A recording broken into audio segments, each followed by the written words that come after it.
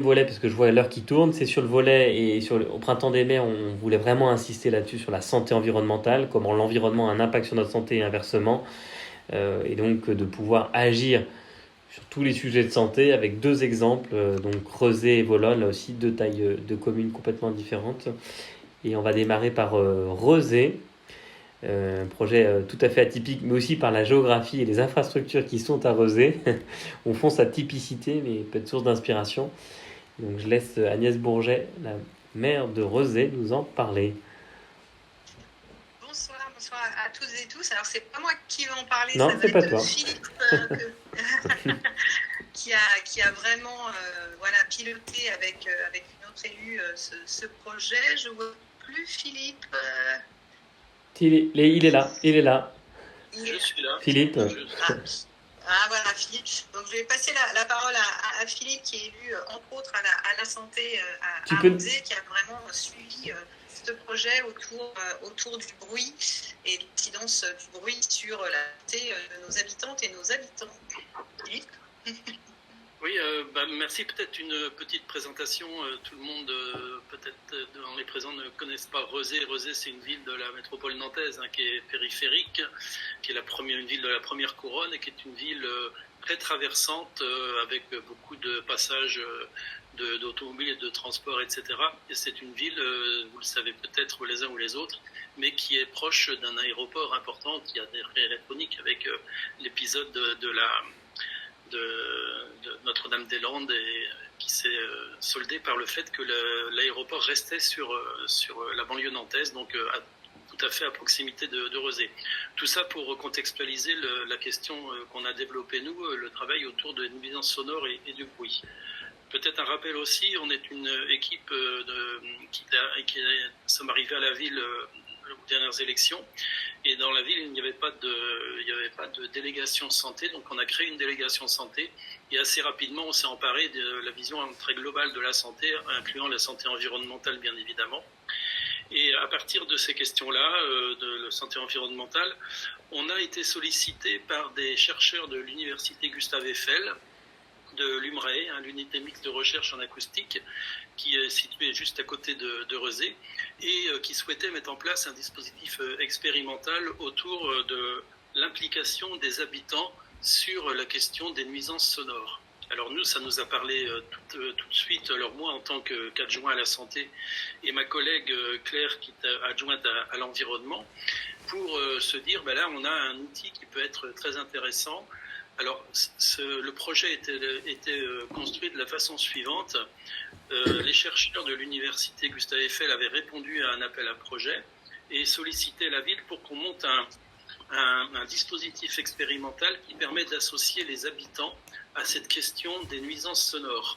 Nous, dans nos engagements et dans nos promesses de campagne, le travail avec les habitants et la participation des habitants le plus largement possible à tous les événements et à toutes les décisions que pouvait prendre la ville est quelque chose d'important et qu'on voulait développer et qu'on défend bien sûr.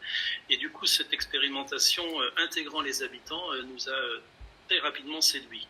Le principe est relativement simple. Les chercheurs de l'université Gustave Eiffel avaient développé une application qui s'appelle Noise Capture. C'est une application qu'on peut télécharger sur Android, qui est en open source, et qui permet aux volontaires, aux habitants qui vont participer à ces groupes de travail de recherche autour de la question du bruit, et bien d'aller eux-mêmes faire des captations sonores. Alors c'est pas un enregistreur, c'est une application qui permet, lors des déambulations qu'ils peuvent faire, par exemple, vous partez le matin, vous allez chercher votre pain à la boulangerie, vous déclanchez sur votre smartphone l'application Android qui va enregistrer l'environnement sonore, qui va enregistrer les bruits, non pas en les déterminant, là il y a un bruit de voiture, un bruit de ceci, mais en fonction de niveaux sonores. Ces niveaux sonores sont transmis directement sur les sites de recherche des chercheurs de l'université Gustave Eiffel, et au fur et à mesure des recherches et des captures de son, vont pouvoir progressivement dresser des cartes sonores. Alors ça, c'est une première approche. L'autre approche, c'est qu'on a organisé des noise captures en groupe en prenant des endroits dans Rezé où les groupes de volontaires qui se sont assez vite manifestés, 10, 12, 15 personnes, étaient intéressés par ces questions-là parce que la nuisance sonore le bruit d'une ville est très préoccupant pour beaucoup d'habitants, eh bien, on a organisé des sessions de captation sonore en groupe sur différents endroits de Rezé, etc. Ça, c'était ce qu'on a appelé, nous, le Sonorezé 1, parce qu'on a fait plusieurs Sonorezés, plusieurs éditions, et c'était les éditions 2021-2022, Sonorezé 1. Alors, ces temps de recherche et de capture sonore en groupe, après, débouchaient sur des focus group qu'on organisait, où là, on allait échanger avec les habitants sur qu'est-ce qu'on a entendu, qu'est-ce qu'on ressent sur les bruits, et on s'est très vite rendu compte que le bruit n'avait pas le même impact en fonction des personnes, en fonction de leur vécu, en fonction de leur parcours, puisque pour une même puissance sonore enregistrée, par exemple, les ressentis étaient très différents. Et de là, on a pu commencer à travailler sur qu'est-ce qui influe, qu'est-ce qui impacte sur le ressenti d'un bruit, d'un son, comme étant ressenti comme négatif ou positif ou neutre, etc. Donc ces échanges-là étaient assez riches et assez intéressants pour tout le monde, d'autant plus qu'on était sur un triptyque en fait, où on avait un trio. Il y avait les chercheurs qui, eux, travaillaient évidemment dans leur domaine de compétences sur la transcription des bruits captés, les habitants qui allaient, eux, se mettre en situation de recherche, et nous, élus, qui étions pas plus avancés que tout le monde sur ces questions d'impact sonore, et qui étions là aussi en attente et en recherche, l'idée étant quelque part de pouvoir nous aider quelque part à la prise de décision pour travailler sur cette question de son. Alors, on a travaillé sur la captation sonore, mais on a travaillé aussi sur des cartographies de zones de calme, parce qu'en enregistrant du bruit, on enregistre aussi du calme. Et donc, on a pu faire une carte de calme, une carte de territoire plus sonorisé que les uns que les autres, mais tout ça, ne répondant pas forcément à des images qu'on pouvait avoir. Oui, le bruit d'un boulevard, c'est fort et c'est désagréable, et le bruit d'un parc, c'est calme et donc c'est agréable. On a découvert des zones de calme dans des endroits assez urbanisés, et des zones qui étaient supposées être bruyantes et moins stressantes que certaines autres. Donc tout ça, c'est un ensemble de choses qui nous a permis de faire un premier séminaire de fin de Sonorezé, puisque l'appel à projet était prévu pour l'année 2021-2022. Et en juin 2022, on a fait un séminaire de restitution qui a permis à pas mal de gens, de collectivités de venir également. Nous, on est évidemment une ville de la métropole nantaise, donc les services de la métropole, l'environnement santé étaient présents aussi sur cette restitution. Et on a fait un truc un petit peu intéressant, c'est que on avait demandé à 3 artistes de venir et d'improviser, s'ils acceptaient, sur une boucle sonore que les chercheurs avaient isolée, qu'ils n'avaient pas entendue auparavant. Et sur des sons, alors on a un saxophoniste qui a improvisé, un batteur qui a improvisé et des circassiens qui ont improvisé. Ils ont tous les 3 improvisé sur la même boucle sonore. Et en fait, sur la même boucle sonore, en fonction des instruments utilisés, le ressenti des personnes qui écoutaient ces restitutions sonores n'était pas du tout identique. Je prends l'exemple, à un moment donné, le saxophoniste fait une improvisation évidemment sur un son qui était un petit peu désagréable, qui était un peu aigu, c'était des sons, je ne me souviens plus, de sonnettes, de klaxons, etc. Et avec le saxophone, ça rendait les choses assez difficilement supportables. Les circassiens faisaient un numéro d'équilibre, de trapèze, etc. Et sur la même boucle sonore, le même son était ressenti de façon beaucoup moins agressive, parce que dans un environnement beaucoup plus apaisé.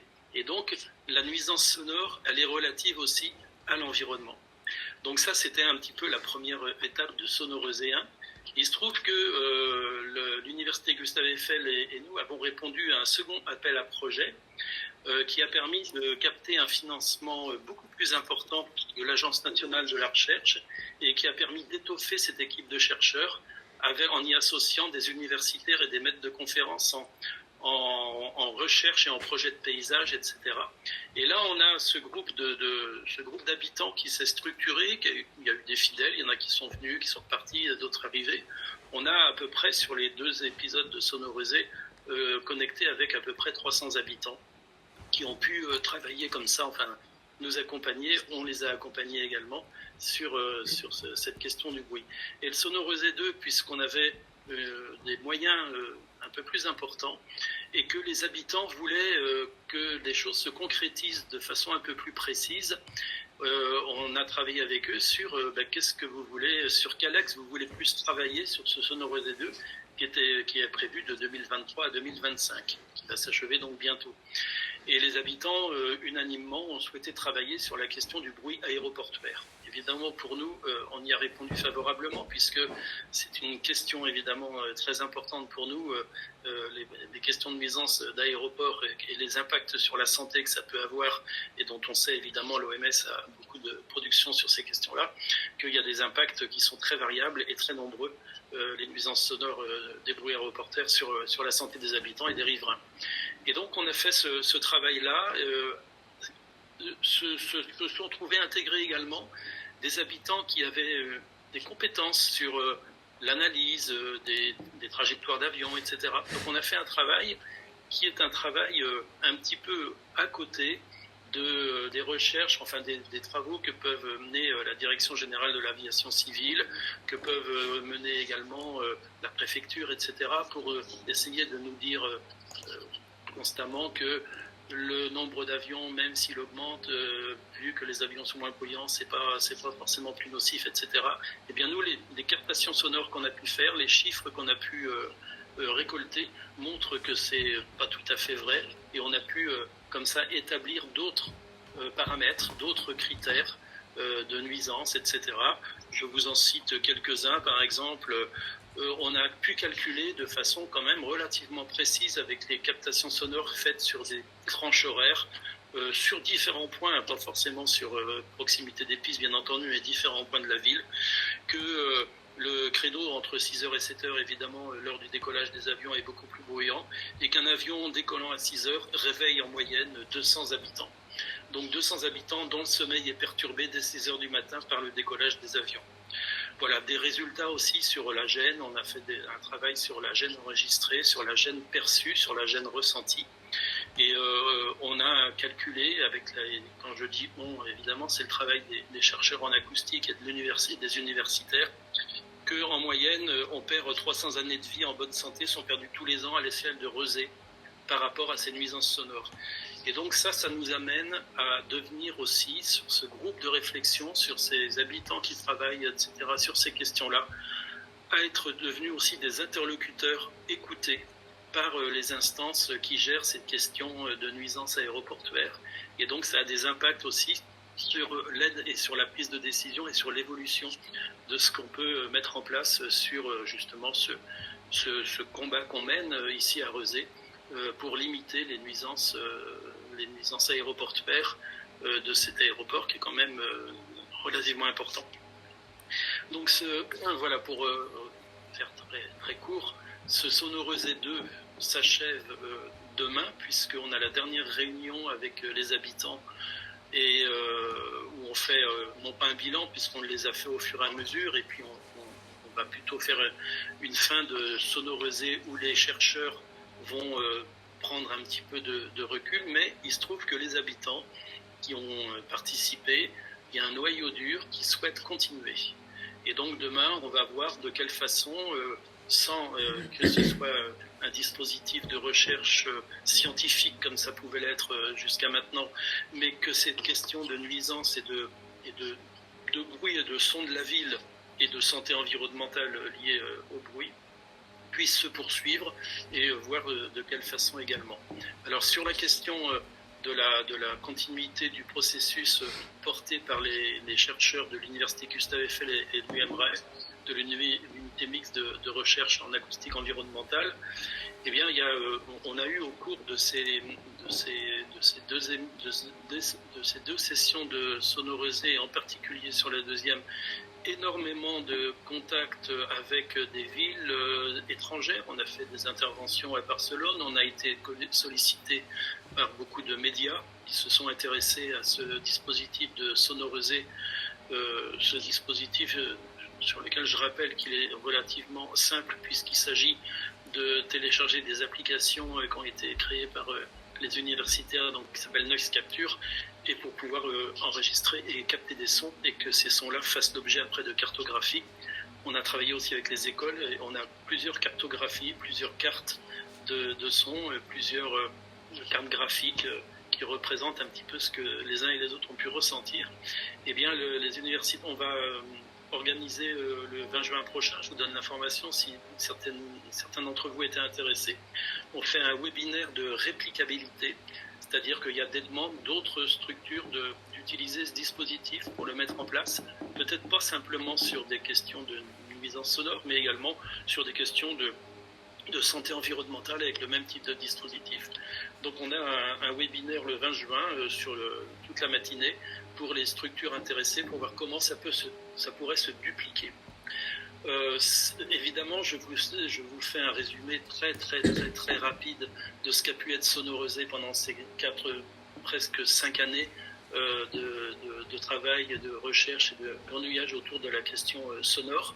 Il y a un site qui peut vous donner toutes les informations nécessaires et suffisantes. Il suffit d'aller de faire sonoriser.fr, sonoriser évidemment sans accent sur le E, sonoriser.fr, et là vous aurez toutes les informations sur le dispositif sonorisé avec les cartographies, avec les recherches, avec la description de l'équipement, enfin toutes les informations que vous souhaitez avoir sur ce dispositif-là et sur sa pertinence et sur le fait que les habitants sont effectivement très intéressés pour travailler sur ces questions d'environnement sonore et sur tout ce sur quoi ça peut déboucher en termes de réflexion sur le son, qu'est-ce que c'est, le bruit, qu'est-ce que c'est, à quel moment un bruit est nocif et mal perçu ou alors a des conséquences sur la santé. Il ne s'agit pas, là on l'a compris évidemment avec les habitants et les habitants l'ont compris, il ne s'agit pas simplement d'un niveau sonore, il s'agit d'un niveau sonore dans un contexte, il s'agit d'un niveau sonore dans un espace, il s'agit d'un niveau sonore évidemment avec un ensemble de paramètres, et là c'est intéressant parce que nous, ça nous donne en dehors de la question aéroportuaire évidemment qui est d'une autre ampleur, mais ça nous donne nous des éléments pour l'aide à la décision, pour l'aménagement urbain et l'aménagement de la ville en matière de protection des habitants par rapport aux nuisances sonores. Donc voilà, rapidement, ça devait être un petit peu compliqué à saisir, mais rapidement, voilà. C'est très bien. Merci. Je voudrais rajouter deux choses par rapport à ce qui est, j'en arrêterai là, par rapport à ce qui a été évoqué précédemment, par rapport aux échanges, aux gouvernances, à la personne de Villeurbanne qui intervenait précédemment. Il y a une instance qui est hyper intéressante pour toutes ces questions de santé, c'est le réseau français Ville Santé, qui fait un travail hyper intéressant. Pour vous donner un exemple, sur la région des Pays de la Loire, on est simplement 5 villes à être dans le réseau Ville Santé. Il y a normalement, je crois qu'il y a 85 ou 90 villes en France qui sont dans le réseau Ville Santé. Et il y a énormément d'échanges qui sont faits entre les villes, qui se posent des questions, etc. et qui peuvent échanger les unes avec les autres sur tout un tas de questions liées à la santé au sens évidemment large, au sens OMS du terme. Et c'est très riche, c'est très enrichissant. Donc si ça vous intéresse, renseignez-vous. Le réseau Ville Santé fait tous les ans un colloque. Le prochain aura lieu au mois de juin. Et le thème, ce sera la question de la santé chez les jeunes. Voilà. Merci beaucoup pour ces échanges de bonnes pratiques. En tout cas, la démarche est au-delà de l'aspect santé, vraiment très, très innovante et intéressante. Et l'alliance avec des chercheurs, vous voyez, quand vous avez une problématique, le rôle des élus municipaux, c'est d'aller chercher peut-être les partenaires aussi. Donc c'est vraiment très, très innovant. Et dernière... Agnès. Excuse-moi, Florent, juste ajouter que ça nous a donné aussi du poids, parce que se battre, entre guillemets, avec l'État, quand on veut faire respecter les droits de nos habitants, la santé de nos habitants, avoir des gens qui sont réveillés tous les matins. Nous, on a vraiment des courriers toutes les semaines de gens qui n'en peuvent plus de ce bruit, donc c'est vraiment une question de santé publique. Et c'est vrai, quand on a sorti les chiffres, l'État nous disait vous les avez sortis un peu tôt. Oui, mais c'est des chiffres scientifiques, et pouvoir s'appuyer sur des données solides, parce que scientifiques, c'est aussi une façon de pouvoir discuter avec l'État, et pour nous c'était vraiment hyper intéressant. Philippe, le webinaire il est sur le site de la ville ou pas, pour pouvoir donner des infos? on peut envoyer des invitations. On est en train d'envoyer les invitations là, justement. Donc s'il y a des structures ou des villes intéressées, qu'elles se fassent connaître, qu'on puisse envoyer des invitations. Très bien. Là dans le chat, là, donc c'est pour ça. Parfait. Merci beaucoup pour ce témoignage et ces invitations à aller plus loin. Vraiment très très très intéressant.